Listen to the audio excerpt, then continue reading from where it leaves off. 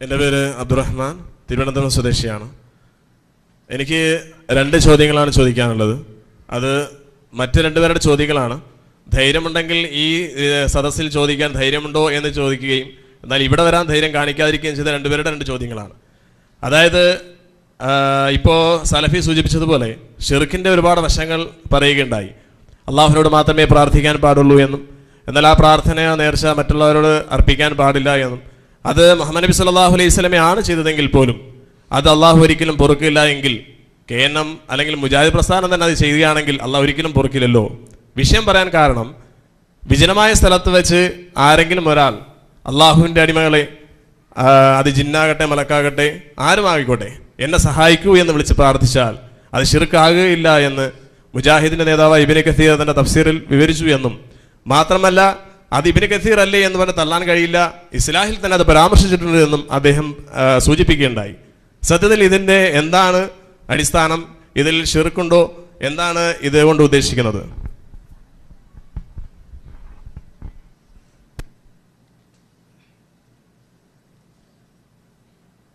യാ ഇബാദല്ലാ അഈനൂനി എന്ന് വിജനമായ സ്ഥലത്ത് ഒരാളും രക്ഷിക്കാൻ ഇല്ല എന്ന് തോന്നുന്ന സ്ഥലത്ത് ഒരാൾ വിളിച്ചു തേടാമോ എന്നതാണ് പ്രശ്നം. അങ്ങനെ ഒരു ഹദീസ് വന്നിട്ടുണ്ട് എന്നാണ് പ്രസ്തുത റിപ്പോർട്ട്. ആ ഇബാദല്ലാ എന്ന് പറഞ്ഞാൽ ആരാ? മരിച്ചുപോയ ആളുകളോട് സഹായം ആവശ്യപ്പെട്ടുകൊണ്ട് പ്രാർത്ഥിക്കുന്നത് ഷിർക്കാണ്.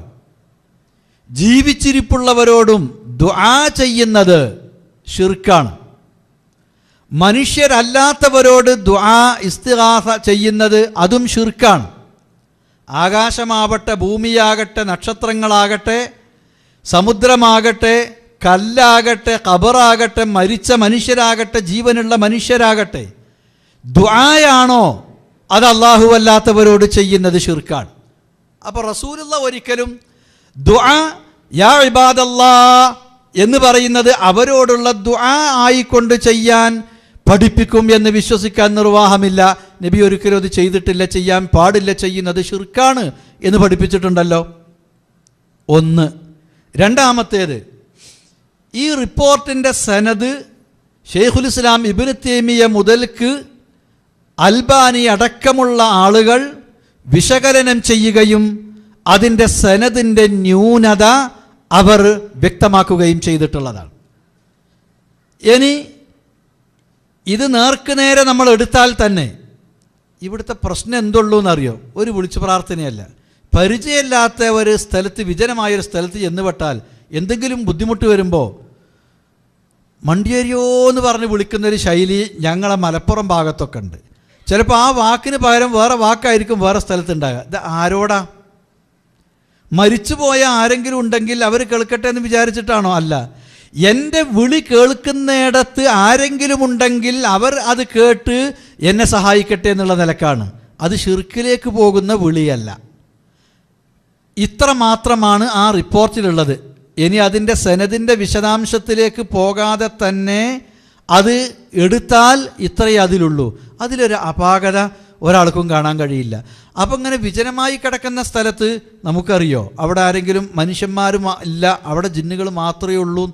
അപ്പം വിജനമായി കിടക്കുന്നിടത്ത് ഇത് ജിന്നാണ് എന്ന് സമർത്ഥിച്ചുകൊണ്ടത് ജിന്നിനോടുള്ള പ്രാർത്ഥനയാണ്, അപ്പം അങ്ങനെ ചെയ്യുന്നത് ഷിർക്കാണ് എന്ന് സമർത്ഥിക്കാൻ ശ്രമിക്കുകയാണെങ്കിൽ ജിന്ന് അവിടെ മാത്രമേ ഉള്ളൂ, വേറെ എവിടെയില്ല എന്ന് പറയാൻ പറ്റുമോ?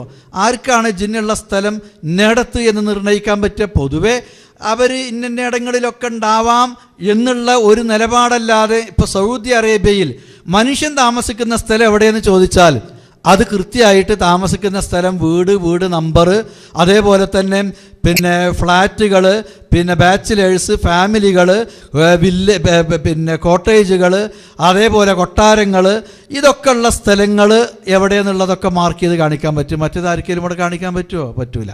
അപ്പോൾ അത് ഇന്ന സ്ഥലത്ത് ചെന്നിട്ട് അവിടുന്ന് ഇങ്ങനെ വിളിച്ചാൽ അത് അവർ തന്നെയാണ് എന്ന് ഒരു തീരുമാനത്തിലെത്തിയിട്ട് ഇത് അവരോടുള്ള തേട്ടവുമാണ്, അതുകൊണ്ട് അത് ഷിർക്കുമാണ് എന്ന് പറയുന്നതിനെന്തില്ല?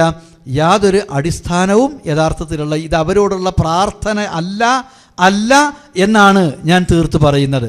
പിന്നെ ഇവിടെ ഇബാദല്ലാഹ് എന്ന് പറഞ്ഞാൽ അത് ഈ ഒരു വിഭാഗം മാത്രമാണ് എന്ന് പരിമിതപ്പെടുത്താൻ ഒരു റിപ്പോർട്ട് അങ്ങനെ വന്നിട്ടുണ്ട് എന്നുള്ളത് ഒഴിച്ചാൽ വേറെ ഇബാദല്ലാഹ് എന്ന് പറഞ്ഞ പദപ്രയോഗം അള്ളാൻ്റെ അടിമകളെ എന്ന് പറഞ്ഞാൽ അത് ഇവർ മാത്രമാണ് എന്ന് ഉദ്ദേശിച്ചുകൊണ്ട് പരിമിതപ്പെടുത്താൻ കഴിയില്ല എന്നാണ്.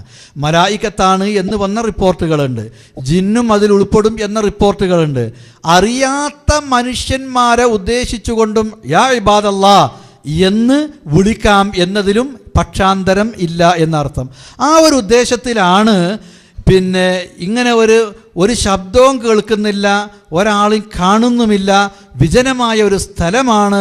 അവിടെ വെച്ചിട്ട് യാ ഇബാദല്ലാഹ് അഈനൂനി, അള്ളാൻ്റെ അടിമകളെ എന്നെ സഹായിക്കി എന്ന് പറഞ്ഞ കാര്യകാരണ ബന്ധങ്ങളുടെ അടിസ്ഥാനത്തിൽ ഒരാളിൽ നിന്ന് സഹായം ചോദിക്കുന്നത് ഒരു തെറ്റുമില്ല. ഇവിടെ ആരെങ്കിലും ഉണ്ടെങ്കിൽ, എൻ്റെ വിളി കേൾക്കുന്ന ആരെങ്കിലും ഉണ്ടെങ്കിൽ എന്നെ സഹായിക്കുക എന്ന് മാത്രമേ അതിനർത്ഥമുള്ളൂ. അതിൽ ശിർക്ക് വരുന്നില്ല എന്നർത്ഥം. പിന്നെ ആ പറഞ്ഞ കൂട്ടത്തിൽ ഇബ്നു കസീറിൽ മാത്രമല്ല അൽ ഇസ്ലാഹിലും എഴുതിയിട്ടുണ്ട് എന്നൊക്കെ പറഞ്ഞു. അൽ ഇസ്ലാഹിൽ എഴുതിയിട്ടുണ്ടെങ്കിൽ അൽ ഇസ്ലാഹിലെ പദപ്രയോഗത്തിൽ വന്നിട്ടുള്ള തെറ്റ് അൽ ഇസ്ലാഹിൽ അത് എഴുതിയിട്ടുള്ള വ്യക്തി തിരുത്തിയത് അതിൻ്റെ ശേഷമുള്ള ലക്കത്തിൽ രേഖപ്പെടുത്തിയിട്ടുമുണ്ട്. അതും കൂടിയാണ് വായിച്ചാൽ അൽ ഇസ്ലാഹിലുണ്ട് എന്നുള്ള പ്രശ്നം അവിടെ അവസാനിക്കും. ആ ലേഖനം എഴുതിയ ആൾ തന്നെ അതിനെ തിരുത്തും എഴുതിയിട്ടുണ്ട് എന്നർത്ഥം. ഇനി ഒന്നുകൂടി ഞാൻ പിന്നെ ഈ കാര്യം ക്ലിയർ ആകാൻ വേണ്ടി പറയാം. ഹാജറ, ബുഖാരി ഉദ്ധരിച്ച ഹദീസാണ്. ഹാജറ ബീവി ഇങ്ങനെ ഇസ്മായിൽ വെള്ളത്തിന് കരഞ്ഞുകൊണ്ടിരിക്കുമ്പോൾ ഉള്ള വെള്ളം തീർന്നിട്ട് വെള്ളം തേടി പോവുക. അങ്ങോട്ടൊന്ന് ഓടി സൊഫൻ്റെ മുകളിൽ, അവിടെ ഒന്നും കാണുന്നില്ല. അവിടുന്ന് ഇറങ്ങി നേരെ മറുവൻ്റെ അടുക്കലേക്ക്. അവിടെ ചെന്ന് നോക്കി, അവിടെയില്ല. ചുറ്റുഭാഗം നോക്കി, ആരും കാണുന്നില്ല. കുട്ടിൻ്റെ അടുക്കലേക്ക് ഒന്ന് വരും, പിന്നെ അങ്ങോട്ടോടും, പിന്നെ ഇങ്ങോട്ടോടും. ആരെങ്കിലും ഉണ്ടോ, ആരെങ്കിലും വരുന്നുണ്ടോ, ഒന്നും കാണുന്നില്ല. പെട്ടെന്നൊരു ശബ്ദം കേട്ടു. ആ ശബ്ദം കേട്ടപ്പോൾ ഹാജറ പറഞ്ഞു, അഗിസ് ഇൻ കാന ഇൻദക ഖൈർ. ആ ശബ്ദത്തിനോടായിട്ടാണ്, നിന്റെ അടുക്കൽ വല്ല ഖൈറും ഉണ്ടെങ്കിൽ ലേശം വെള്ളം തന്ന് ഇന്നൊന്ന് സഹായിക്കണം, ഈ കുട്ടി ദാഹിച്ച് പരവശനായി കിടക്കുകയാണ് എന്ന്. പിന്നെ ആ ശബ്ദത്തിൻ്റെ നേരെ തിരിഞ്ഞു നോക്കുമ്പോൾ മലക്ക് ജിബ്രീൽ അതാ ഇതിൻ്റെ കുളമ്പ ഇത് കാലടി വന്നിടത്ത് അവിടുന്ന് പിന്നെ വെള്ളം വരുന്നു, ഉറവ വരുന്നു. അപ്പോൾ ജിബ്രീലിനോട് വിളിച്ച് പ്രാർത്ഥിക്കാൻ തെളിവായിട്ട് ഇതെടുക്കാമോ? എന്നാൽ ഇതിന് മഹാത്മാക്കളോട് വിളിച്ച് പ്രാർത്ഥിക്കാൻ തെളിവ് കണ്ടോ? ആഗിസ്. അവിടെ ഉദ്ദേശിച്ചത് ആരെയാ? ആഗിസ് എന്ന് പറഞ്ഞാൽ മരിച്ചുപോയ മഹാത്മാക്കളെ ആയിരിക്കുമല്ലോ എന്ന് പറഞ്ഞിട്ട് യാഥാസ്ഥികരായ ചില പണ്ഡിതന്മാർ ഇതും തെളിവിന് ഉദ്ധരിക്കാൻ ശ്രമിക്കാറുണ്ട്. അപ്പോൾ അവിടെ ഹാജറയുടെ അഗീസ് എന്നത് ആരെങ്കിലും ആവാം, ആരാണെങ്കിലും ശരി, എനിക്ക് ഇവിടുന്ന് വെള്ളം കിട്ടണം, അല്ലെങ്കിൽ പിന്നെ അങ്ങോട്ടും ഇങ്ങോട്ടും ഓടി ആ ശബ്ദത്തിൻ്റെ നേരെ അവിടുന്ന് തിരിഞ്ഞിട്ടൊന്നും പറയേണ്ടതില്ലല്ലോ. ഇവിടെ തന്നെ ഇരുന്നിട്ട് മരിച്ചവരോട് ചോദിക്കാനാണെങ്കിൽ ചോദിച്ചാൽ മതിയല്ലോ. പിന്നെ ജിന്നിൻ്റെ സഹായം കിട്ടാൻ ഒരു ഒഴിഞ്ഞ സ്ഥലത്ത് മാത്രമേ ജിന്നിൻ്റെ സഹായം കിട്ടുള്ളൂ എന്നാണോ സഹായം കിട്ടുമെന്ന് പറയുന്ന ആളുകളുടെ വിശ്വാസം? അതിലും അർത്ഥമില്ലാത്തതാണ്.